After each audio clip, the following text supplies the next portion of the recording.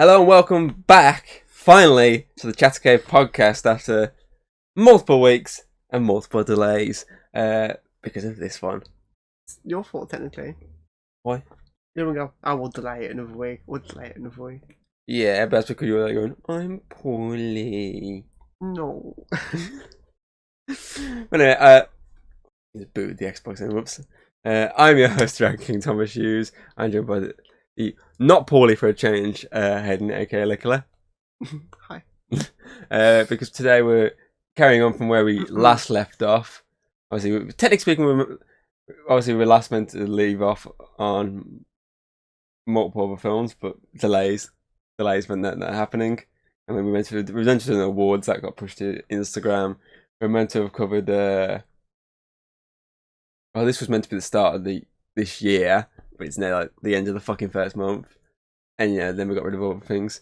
But obviously, we're kicking off where we last left off in terms of actual reviews, which was obviously Gremlins, because we were talking about Gremlins 2, the new batch, which obviously came out in 1990.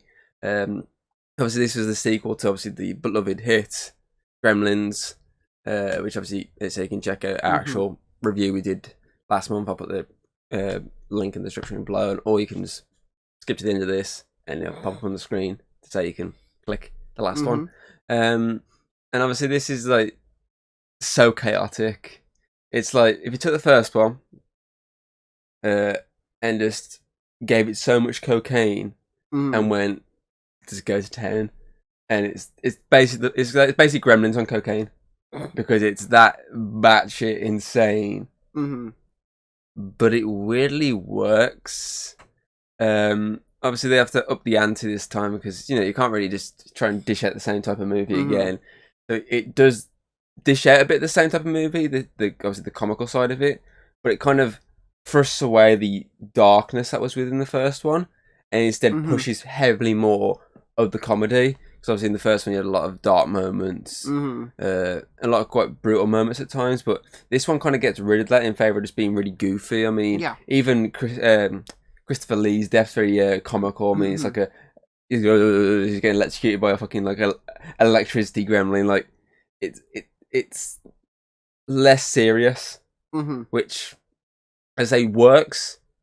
Yes, in my opinion, I don't think it's as good as the first one. I think the first one's still the better movie, but I do actually enjoy it a lot more rewatching it than I did before. I mean, I loved it growing up, and I've obviously rewatched it. I swear I rewatched it last year, but on my list, it's not on my list unless I fucking forgot to log it. So I remember watching it with you lot. We watched it downstairs. It was in the background as we were just fucking chilling. And I remember going, it's still a good film. And then obviously I've rewatched it now. I'm actually like, it's a bit better than I remember it being. Because of that batshit craziness in it. I mean, it's definitely Colin's favourite. I mean, yes, it's definitely Connor's favourite for one single reason. If you obviously caught my obviously community post on the channel, obviously when I was explaining this being delayed another week, and if it came to it, if she wasn't going to do this, I was going to grab Connor in the background just to talk about his favourite character in this entire movie, Greta the Gremlin. I don't know if I've downsized. Fucking last one had this massive fucking stripe puppet. I suppose I say Spike again. I've still got Spike on mine from Buffy. It's only because I saw a picture of him and Sarah Michelle Gellar together at the premiere of Wolfpack.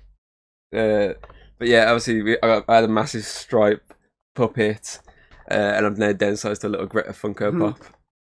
Sexy Greta. Anyway, but yeah, obviously that's Connor's favourite one. I mean, he's always saying that he wants to tap that ass. I mean, I said when we was watching it, when she first came on the screen, I took a picture of my screen and sent it him. And obviously the instant response back was obviously a gif of obviously someone going, ooh, oh yeah. Because kind of loves a bit of Greta. I mean, I said to you when I fucking messaged him the quote I put in the post, his instant response was, hell yeah. Because why not? I mean, she's the most unique one because it's technically speaking the first female gremlin. Yeah, because like, they're all just asexual, gender-neutral creatures. But this one actually has a gender, and my theory is that that's why she's not like really shown to be affected by water and stuff. They don't really show that creating stuff because I think it's more reproductive, like because she's actually been given a sex instead of just being like neutral, like Big Chill in Ben 10. Either that or it's just because she's actually nowhere near the stuff when it's going down because that's on the ground floor. And true. She's like, I mean, he even says when he's on the phone. Yeah, but she appears for the musical number. Yeah, but she goes back up. Mm. I'm guessing she went back up before it all went down. Because I mean, he literally says on the phone, and he's like, "Oh, you're really far up there. Oh, we can't get up there just yet." So I'm guessing he's like ridden on the top floor, basically. So I'm guessing she, after that little musical number, she went to the top floor and basically wanted to get down and dirty with the guy from the fucking first Ben 10 movie. Ironically. And Star Trek. Because obviously he was in the Star Trek TV show back in the day. But yeah, it's just... There's a lot to actually like about this movie, as you said. The uniqueness with the Gremlins this time, because obviously last time they were all basically the same. Yes, a lot of them were dressing up. But this time they had the idea of not just the dressing up aspect, but the idea of mutations, which obviously is kind of what it's called the new batch, because obviously they get their hands on the obviously formulas from this science laboratory that is for some reason in this like building that's full of renting them all. They're literally renting like the top floor, right? And I mean, he's even like, "Oh, I wish we just use the friggin' the plastic surgery people and stuff instead." Obviously, they're randomly renting the top floor to like this fucking science. Basically, these two clones or testers. Twins, and obviously Christopher Lee, as they're trying to basically test on the Mogwai at first, Gizmo, and obviously then eventually the equipment gets ransacked by the Gremlins because they all start drinking potions. So obviously, one becomes female. Obviously, one becomes smart. Obviously, the one who can actually talk proper English sentences. Obviously one becomes a bat, one becomes a spider, one becomes like a plant and vegetables and everything. One becomes electricity. Is that all of them? I think that was all of them. Yeah, I think there's probably some that like we just a little bit different. There's one that's like the Phantom of the Opera one. His face is a bit mutated. I think that more of a burn or something. Yeah, I don't think that's anything actually to do with the serum. I think that's just a gag because obviously there's a lot of references in this movie to other things. Obviously, Phantom of the Opera. There's a Wizard of Oz reference when obviously they're all melting and I'm melting. God. What a world! What a world! I mean, that's quite a funny one. Obviously, there's the Warner Bros. Logo, since obviously it's a Warner Bros. Movie. It's just tattooed randomly on one Gremlin's chest because why not? Obviously, you get the little cameo from fucking Hulk Hogan. Because the fourth wall break by basically the Gremlins ransacking the theatre this movie's showing in, and basically just doing finger puppets and putting on a smutty film instead of women playing beach ball, wasn't it? Yeah, beach volleyball. And obviously, because it's obviously not an actual high age rating, obviously it's a lot of like back shots of people or like the block stuff, the actual stuff of like trees and stuff. Based like a Calendar Girl situation. Like, it's more like softcore. Basically. Yeah. And obviously it's all smutty and everything, and obviously the woman comes out with the kids like, oh, this is worse than the first movie. And the guy who's actually running the movie comes down and he's like, I quit, get people in there, they're taking over my booth. And then obviously the usher's like, give me a sec. Yeah, Mr. Hogan, there's Gremlins in there, and he's like, he starts having a go at him, and obviously the classic Hulk Hogan with shirt rip, like having a go at him, and then there's like, okay, sorry. And he's like, enjoy the rest of the film. And obviously then it cuts into the actual film and carries on. It's one of those it just sums up how over the top this movie is in comparison to the first one, that they could do something like that. And obviously it does heavily work. I know obviously the DVD version, there's stuff, I think DVD or VHS version, there's other scenes added, obviously the John Wayne scene, which obviously you can see clips of. Obviously there's a lot of other things added into that sequence. But obviously for this version, I feel it does work with that short but sweet sort of them just dicking around. Like that just sums up obviously how much of a basically little shits they are.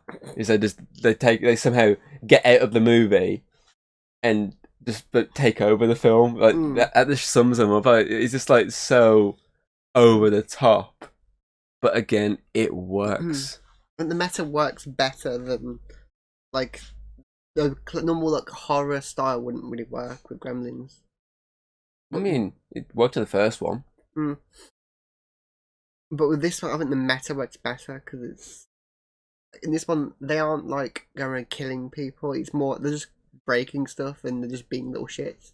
I mean, they're creating hijinks. The only ones that I'm trying to kill are the ones that are pretty much the monstrous ones, like the spider and the bat. Yes, the spider, the bat, and the electric one is more of accidental. It's just now it kills anything it touches. Yeah, it's like they're not trying to kill; they're just trying to cause chaos because they want to have fun and it's entertaining. Basically, this little kid's just fucking around. But the smart one's like, you guys, not really civilized to kill someone, but it's fun. Not civilized. Yeah, and then on top of that, you get a gremlin pop up next to him, the little fucking the hat with the helicopter on it. Like, blah, blah, blah, blah, and he's like, "Excuse me a second." Now, where was I? Like, he gets stuff like that. It's just like, but I say that's the more vicious side. But then you got the more, I say, just taking the piss and shit like that. I mean, the one put the little mouse trap in the fucking sandwich, and obviously you don't see it. You see that. And then when it cuts to the guy running out to see what's going on, and obviously the gremlin's got a little sweater on, it's like pretending to be a receptionist, going, la la la la la, and then throwing coffee at him before, getting shredded to death. I mean, that was quite brutal. Put him in the fucking shredder, and just destroying him until there's nothing. It makes no sense, but it was funny. It was well, it's like a futuristic building though, so it kind of makes sense that maybe there would be something like that. Because I mean, there's no blades on it if you notice. It's like just lights. I'm guessing it's like a weird type of futuristic type shredder. So that's probably why it works on just cutting this thing to pieces. But obviously with this one, you get your two main characters from the first one back. And then you get the two side characters, obviously the husband and wife, the casual racist. Of course. And the old man racist, and obviously his wife. You get them back. Obviously they survived the snowplow incident in the first one. And they're back now, obviously getting fucked up by gremlins again. And obviously I like the fact that they actually utilise him. It's not like there's because obviously when the first come, you can see it's just gonna be a random cameo here, and obviously then they get used later on with the bat scene, and you're like, okay, they've done something, and then that's it. But obviously he then actually helps within the final act of defeating the gremlins, which is cool because obviously they could have literally just little cameo. Cause obviously he works with the director a lot, so it could have just been a little random cameo. And that's it, done and done. But I like the fact that they actually utilise him within the actual end game to destroy the gremlins. So I do like that. Obviously, she doesn't get used in it because she obviously gets trapped outside because he just sneaks off and goes inside. But obviously, I do like the fact that they actually are not just sidelining the character as a random cameo. They're utilising him in the actual story a bit more. So I do like that. Obviously, we do get Gizmo back. He's the returning Rambo Gizmo. Obviously the old man as well. The old man, obviously, you get him at the start before he obviously dies. Because obviously he's probably, I'm guessing it's either because he's old, he's maybe got some like disease or something. That's obviously. I mean, he just smoked a lot. Yeah, well, yeah, he's pretty, more like that's what killed him. So yeah, obviously you get at least 2, 4. You get 6 characters back from the first time. Obviously. 4 major characters in a sense. Obviously, I know the old man is barely in the first one, but technically he's a major one for the fact that he owns the Mogwai and he collects him at the end. And then you get 2 side characters. So I do like that they're utilising a lot of the first cast to come back. Obviously, there's still a lot that aren't. His references, I mean, specifically to his mom. Obviously, the guy brings a pie. He's like, oh, mum baked a pie for you. So there's reference to his mom. So obviously, that's pretty cool. But yeah, it's just chaotic as fuck. Definitely, it is. It's literally for the most. It's more actual gremlins, like the classic, like breaking stuff, like on the planes and crashing. That's what the mythology of gremlins is. They're not killers. They just break shit. And you see a lot of like when they start appearing. All the like fucking electronics start fucking up, and the lift starts fucking up the door. That removal door gets stuck. So everyone's stuck inside of it because they're going around breaking it. Yeah, they're fucking with everything because they can. It's a bit more. It's more fun. It's more lighthearted. Yeah. I mean, they even poke fun at some of the dark stuff from the first one, like having her do another backstory about another holiday. And I was another sort. In the first one, it's a holiday, and this one, it's more of a person, and it's kind of leaning toward the fact that she may have been molested by some random guy at a park that looked like Abraham Lincoln. And obviously, it's played more as a laugh instead of being this really. In the first one, obviously, which was a really beautiful scene, obviously, of her telling this dark story about her dad dying. It's more of us played off as he's at the back like. Not again. We don't really have time for it. Almost like she has a backstory for every holiday, and he's just fucking tired of it. It's like, it had enough. I was like, we don't think we have time for this now. We just need to carry on. We haven't got enough run time. But obviously, I do like this as well. They do poke fun at the idea of how the Gremlins actually work. Yes. Obviously, in terms of time zones and stuff like that. So I do like they actually poke a little fun at how the actual law works because it kind of is a bit. Because there's a lot of grey areas. It's like what I always say is they tell you when you can't feed it. They never tell you when you can. Not after midnight, but when can you start feeding them again? Exactly, because technically speaking, any time between midnight and next midnight is after midnight. So between you can't feed them between midnight and 6 a.m. There is a lot of plot holes within that, and they poke fun at this. Exactly, like that. They realise that and okay, let's do that. For this one is more. The first one was them taking themselves seriously. This one is them more going. Do you know what? Let's go with the funny part. The funny parts people liked in the first one. Let's focus heavily on that. Got all the people who criticising it. That one the critic and go. Let's actually get him in the movie. Film, break the fourth wall. Criticise them. Yeah, exactly. Do what you did, and then get murdered by the Gremlins. But yeah, that's the whole reason. Obviously, the director came back is just basically to make this crazy ass sequel that may not top the first in terms of obviously popularity, but it will top the first in terms of crazy. It basically takes the bar scene and just uses that for the entire movie. And obviously, as you said when watching, obviously in the first one, when you get the first obviously Mogwai reproductions. Characters. Obviously, Stripe's the only iconic one, so when they all turn, Stripe's the only one that's a bit different. Obviously, in this, you get multiple different types of ones straight away. So you get, I believe his name's Mohawk or something like that. Obviously, the new Stripe, who becomes a spider in the end. Obviously, you got Goofy, the Daffy. Sorry, that's it. It kind of sounds like Goofy though. The voice wise, it was a bit, especially when he becomes the Gremlin. Is a bit special. Let's just put it that way. Like Alex. And then obviously you got a couple of other ones here, and obviously when they do change from their normal forms, which isn't normal like Gizmo, obviously they all look different to Gizmo. So you got one that's a bit black, you got one that's orangey, more orange basically, and obviously his eyes are a bit kooky. And you got obviously different colours, and obviously when they change into actual Gremlins, they actually retain that personality. And become this basically this same creature but bigger, and obviously they have updated the look of them to make them a bit more reptilian, which obviously does work because obviously they need to they're a new batch, so they're not going to be the exact same as before. So I do like that. Like in the first one, it was like, why do every one of them look exactly the same except for one of them? Why is that one so special? Whereas in this one, it's like every single one of them is completely different.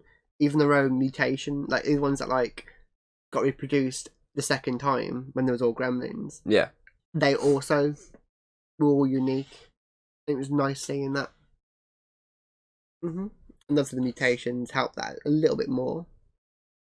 Yeah, because it's just very over the top mutations. Some of them. I mean, the bat one. I mean, he even makes a Batman symbol when he flies out the window. Well, look, no wall technically. Actually, it was just a wall. He smashed through it and made a bat symbol. Then became a fucking what's it called? Gargoyle. Yeah, because obviously they put him in cement. Where everyone's just walking by, is going, okay. Normal day in New York, I see. Giant bat creatures attacking us. And then you got Greta with the She-Hulk hair. I mean, better special effects on the She-Hulk. I mean, they did Hulk great. True. Because I think they spent all the budget on Hulk. And Abomination. Yeah, and they were like, we've got to do Jen. It's like, yeah, well, they'll be fine. What we got left? 10 quid. Oh, I work. like. That'll work. But back to the Gremlins. Yeah. You're the one who dragged it away. I was making a joke. Yeah. And you kept talking So was about I. it. We're still talking about it. Back to the Gremlins. Oh, You go back to the Gremlins. your show. You're the one who's made me delay it for the past freaking 3 weeks. You're the one that's like, we'll delay it for a week. We'll delay it. I didn't say so. Ill. You could think yourself. Yeah, in the background going, Greta. Yeah, but I didn't think of that till fucking yesterday, did I? I didn't think of that till fucking right before the last time I could record it. I didn't think of it till then, did I? Because it's only been recently Connor's been talking about Greta. Of course. And Connor's been wanting to bang Greta. Of course. Because Connor is Connor. Mm-hmm. Yep. What else? Anything else I can think of? You talk about most of like is you. Oh, the random ass Looney Tunes cameos. Oh yes. Because the intro is literally Looney Tunes intro of Daffy fighting bugs for being the front cover, and then getting screwed over by the fucking the animators and being like, "You'll be here for my lawyer," and then the end scene is literally fucking obviously that's all folks. But before you can say, he's like, "Hey, you had enough time doing this. It's my turn." Ah. Fade to black. Because why not throw a random ass Looney Tunes? Why not plug the rest of your? Why not plug the rest of Warner Brothers fucking stuff? I mean, I think it's essentially the Space Jam before Space Jam. Let's just plug our stuff. Oh fucking hell! What else we got?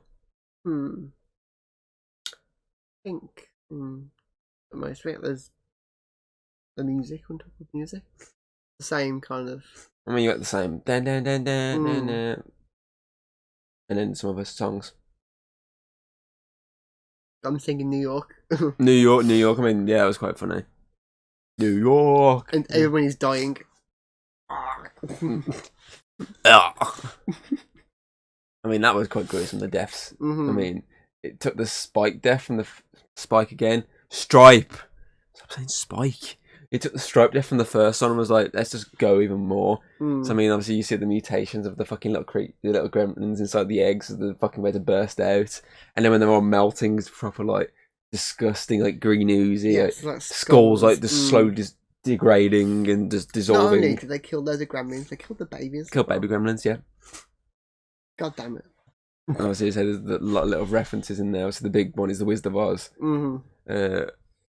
which is ironic because of a certain device. I asked its favorite movie. It said Wizard of Oz, which is ironic because Wizard of Oz reference in this movie. But yeah, obviously it's very disgusting and gruesome. And obviously then you get the soldiers all running, led by the guy who owns the building, the very Donald Trump-like character. Comes in guns blazing, trips over and starts shooting in the air. Like, I'm okay. That one moved. Starts off with like, they got the gremlin, the old more homie. Ends with, Greta getting fucked.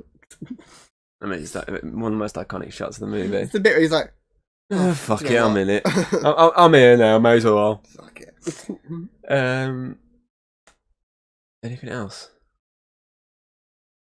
I mean, the puppets are pretty good again. They're really good. And they obviously better, I'd say. Yeah, I think obviously they were able to do a lot more. I know it's a different person being design. That's why the design is different. It's a different person. Gizmo dancing. So obviously they can do a lot more at this point than they could when the first one came out. I said the Gizmo dancing when the two obviously clones put the music on. It comes in like not today, son.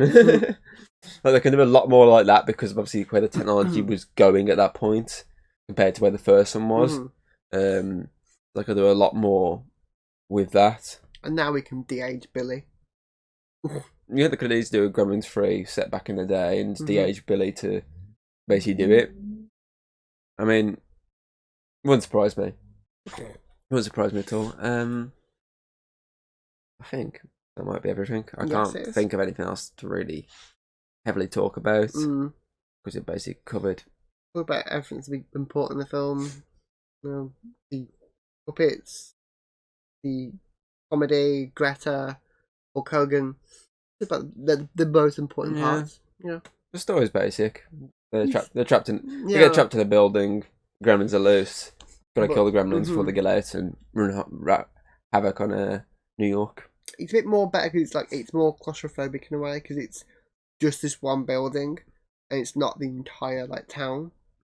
I feel like it's a bit more of a threat as well this time around because the last time it's a little town, as you say, whereas this time it's New York City. If they get out, that's it. I mean, they can get in the sewers and that's it. Whereas before, you say it's literally a small town. If they get out, it's probably gonna be a while before they get to another town. So, I found something. I find it so ironic that they have random old guy be the Dracula guy, and they've got actual Dracula. It is quite funny. The guy pretending to be like the monster's grandpa monster. Yeah, I think that's everything. Okay, let's get to the ratings. Let's say I kind of went up from where I was sort of lobbying it originally, because obviously I was lobbying it around the 7 mark. It's entertaining, but I'm actually going to go a step above, and I'm actually going to give this film an 8.5 out of 10. I don't personally. I prefer the first one heavily, just because I love the first one. It's very iconic, but this one is just batshit crazy and deserves acknowledgement. I mean, obviously when we did Jaws, obviously we were like the second one's just above average, but there's a massive difference in quality. But because of how crazy this one is, and it's not just full on copy and paste of the first one. It is kind of, but obviously different aspects. There's different aspects to it, as you say. That there is a gap between them, but there's not as heavy as gap as there is between Jaws and Jaws 2. It's narrowed down a bit more because of it. So yeah, I feel like an 8.5 is where I want to put this. Okay. Remember what I did to the first one? Fucking hell, man! I thought you'd get it prepared. I wasn't expecting. You know what I'm like. I wasn't expecting you to go, what did I give the first one? You know what I'm like. So yeah, I preferred it to the first one because I'm leaning into the more meta stuff is better for me. I think it's more entertaining, and the fact that it's not like a senseless killing. It's more just we want to have fun. Let's break shit. So I'd say, I'd give it an 8. 8. Making my job up. Oh no, actually, I make my job up. No, you're not. No, yes, you are. No, you're not. Rounding, actually. Yes, it would. Because an 8.5 and 8, give it a fucking 8.25. Exactly in the middle. But then round it because of the 5. Okay. Yeah, I don't even need the fucking calculator. I did it in my own head. Makes a change. Okay, so that would give Gremlins 2 a new batch. The Chatter Cave overall rating of 8.3 out of 10, I believe. MVP. I want to say the smart gremlin, because obviously he's a lot different to any other gremlins we've ever had, and he's a lot more talkative. Okay. And the fact that he does an entire musical number for no other reason, apart from basically celebrating the fact that they had to go and destroy New York, and the fact that he just randomly oh yeah, we're gonna have an interview. Dracula, do an interview with me.